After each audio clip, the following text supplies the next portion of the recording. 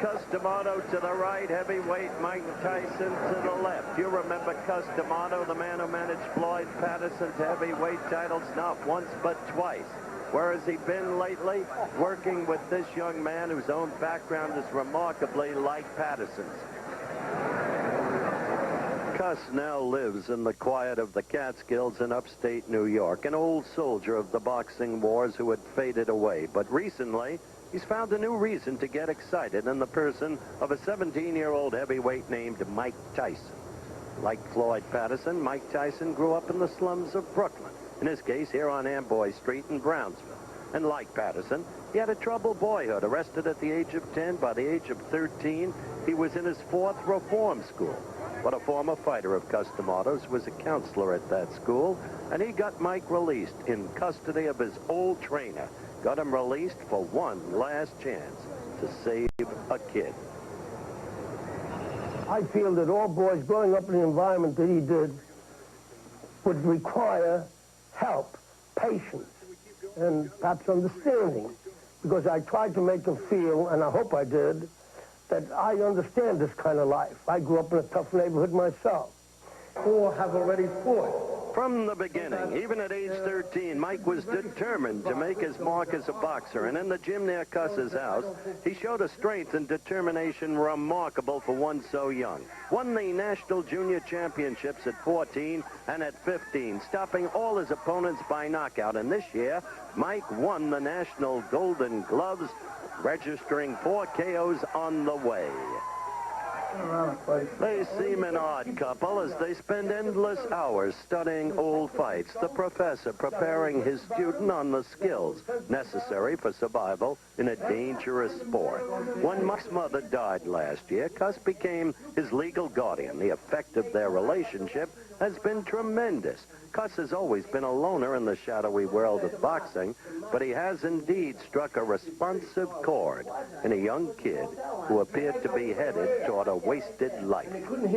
Mostly it just changed my life because he helped me to deal with people. I know how to deal with people now. Before, I couldn't talk to people. I always want to be alone, and now I learned how to deal with anyone. I could talk to anyone, even about their problems. And it's like a father and son relationship. You know, even though he is my manager and trainer, sometimes I forget that because of the way we are. I can say honestly I have a very deep affection for him. I do. To me, he's my boy. He's with me. But I often say to him, you know, I owe you a lot, and he doesn't know what I mean, but I'm going to tell him now what I mean. Because if he weren't here, I probably wouldn't be alive today. The fact that he is here and doing what he's doing, and doing as well as he's doing, and improving as he has, gives me the motivation and interest to stay alive. Because I believe that a person dies when they no longer wants to live. Nature is a lot brighter than people think. Little by little, we lose our friends that we care about, and little by little, we lose our interest, till finally we say, well, what the devil am I doing around here for? We have no reason to go on. But I have a reason with Mike here, and he gives me the motivation. I will stay alive, and I will watch him become a success, because I will not leave until that happens.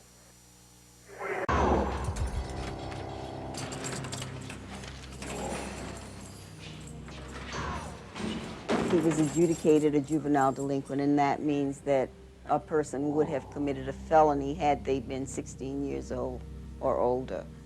He was initially placed downstate, and because of acting out, he was sent to Tryon.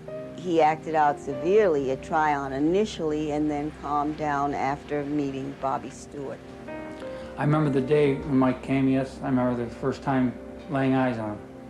He was being escorted across the field to our place by 2 of the bigger staff. And they brought him in handcuffs. And he found out that I was an ex-fighter. And he asked one of the staff, how can I meet Stewart? Finally, I went to his room one night, and I banged on his door to intimidate him. I said, so you want to meet me? What the hell do you want? He said, I want to be a fighter. I said, so do the rest of these other guys, all the rest of these other guys. They haven't got the balls to work to be a fighter. I'm serious, Mr. Stewart. I said, let's see your behavior continue like it is for a few weeks, and then we'll see what happens. This is what impressed me. This kid changed. I mean, because he wanted it. The teachers called from school. I knew one of the English teachers called and said, what the hell happened to this guy? You know, he went from like in a few-week period, he like won a year in his grade, in his reading level. He was trying.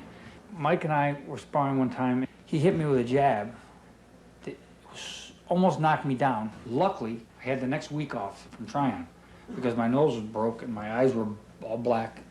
And I told my wife the next day, I said, that's it.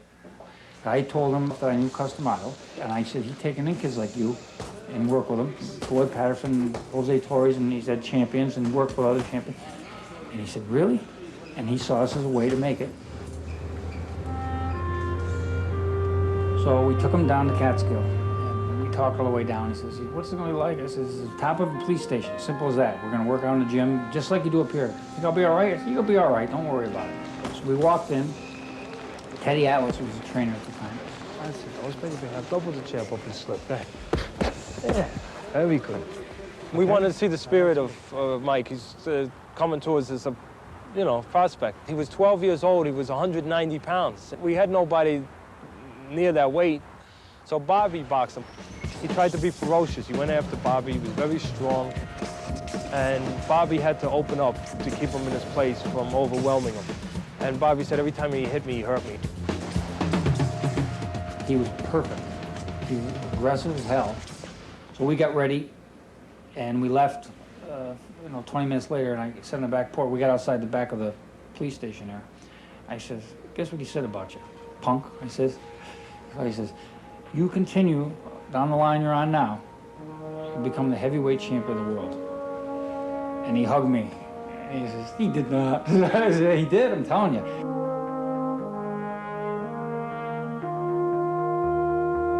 We knew then we were going to be involved with him. Cus wanted to be involved with this kid.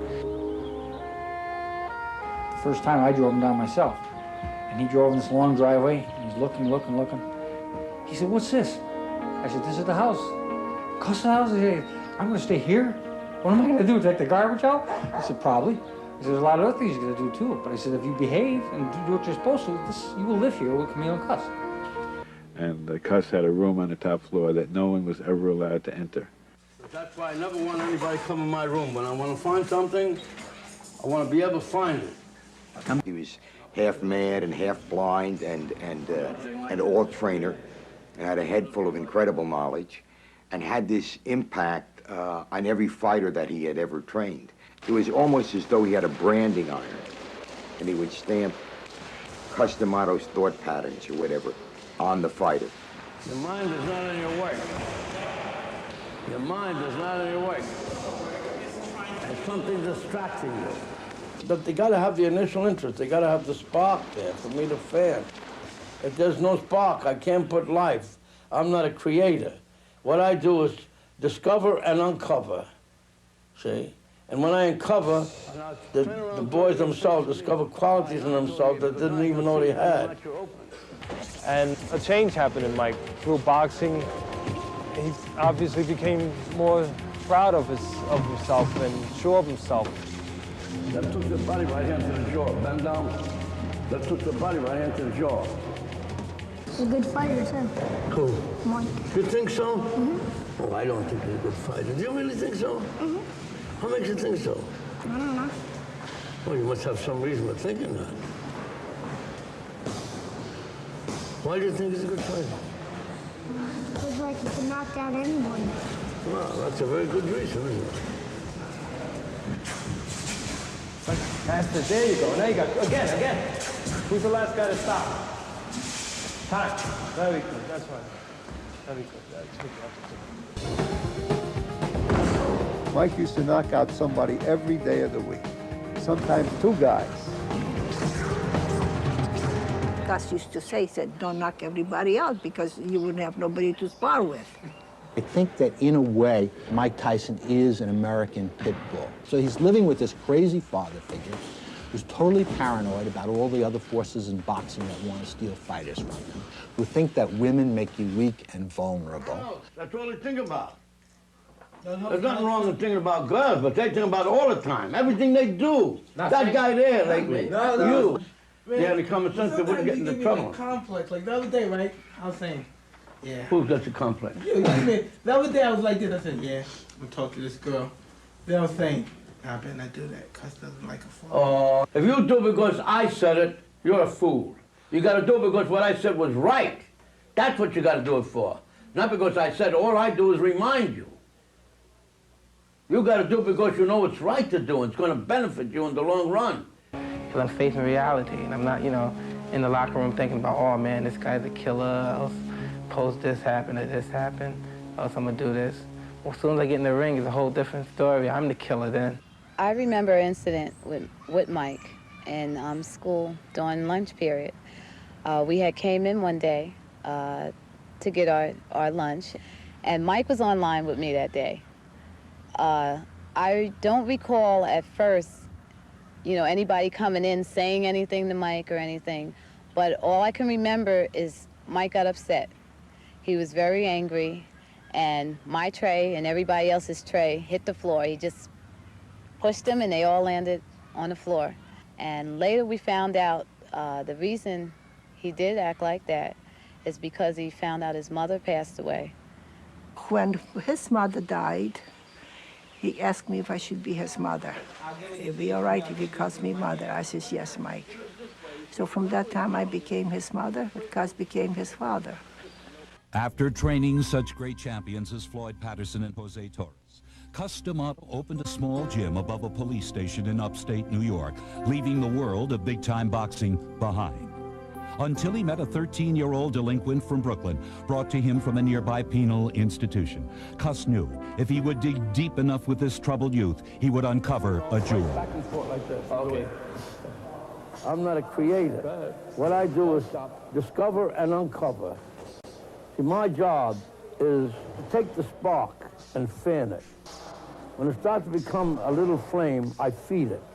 And I feed the fire until it becomes a roaring blaze. And then when it becomes a roaring blaze, I pour huge logs on. And then you really got a fire going. He had taught many boys the sweet science, sharing his large home in Catskill with them. But one boy in particular stood out not only in the ring, but in Cus's heart. When I was 14, Cus used to tell me about all this. We would talk about the old fighters or something, and then we go to another hour, we talk about girls. It was just like my big brother was my father, talking about my father. Within 2 years of their meeting, the old professor legally adopted his rising star.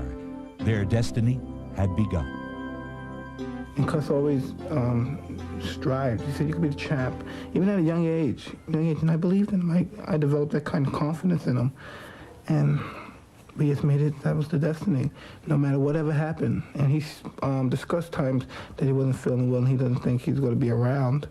But he said, no matter what, the job must go on. Guided by the teachings of the master, Mike Tyson set about changing his life, and in time, the entire boxing world. But you aim it here and bring the same hand. When he hits here, his life will bring it down. Even if he's got his life, bring it down, bang, over here. Bang, with the left hook here or here.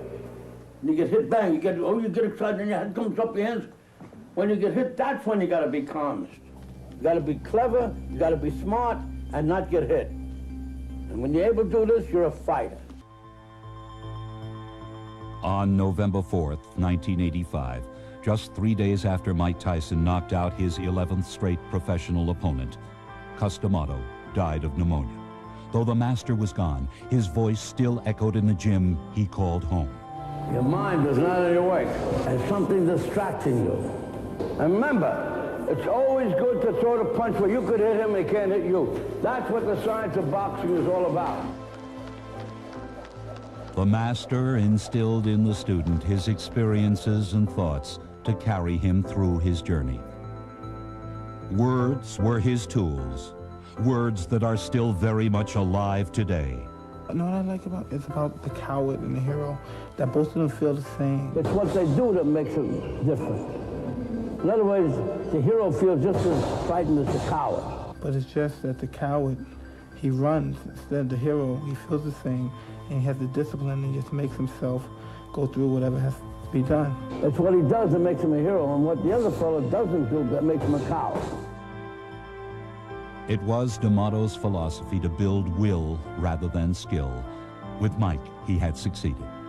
He had bred in Tyson the heart of a champion, a heart that had other feelings as well. You know, it really is difficult because I did miss him a lot. But even besides, before, when Cus was around, I was always that way. I used to always keep things to myself. I always kept things to myself. But it's just that I let some things out. I spoke to him about some things that were on my mind. But when things get on my mind now, I don't talk to anyone about it. If Cus was around, he would tell me things. And he would explain this is what I would do.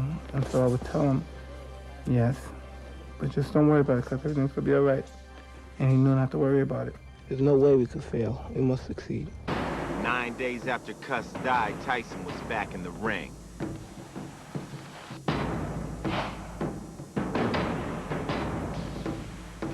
And the knockouts continued.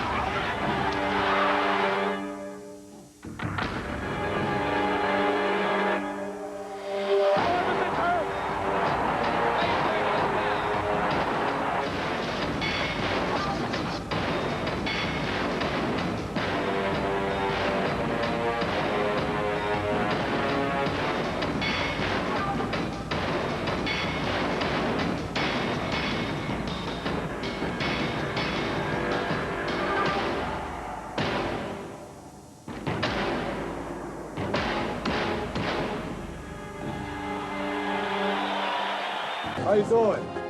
Hey, how you doing, my man? All right. You'll be the next champ or what? That's what I'm in the business for, of course. Right. Having watched him come from where he was to what he is, I can say honestly I have a very deep affection for him. I do. To me, he's my boy. He's with me. I never look at it as he's my trainer, my manager. He's like my father. I often say to him, you know, I owe you a lot, and he doesn't know what I mean, but I'm going to tell him now what I mean. If he weren't here, I probably wouldn't be alive today. I will stay alive, and I will watch him become a success.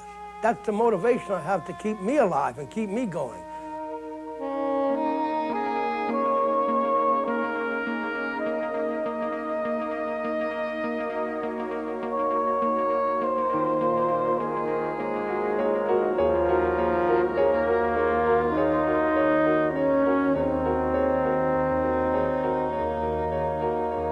I used to only be bored part of the time. Then I talk to him and he keep me in suspense. Now I'm bored all the time. I have nothing to do. That was a right to the body and an uppercut to the head, and Berbick is down.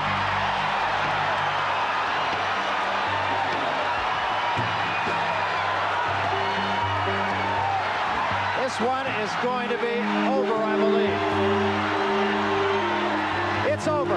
That's all, and we have a new era in boxing. I like to dedicate my fight to my great guardian, Cus D'Amato, and I'm sure he's up there and he's looking.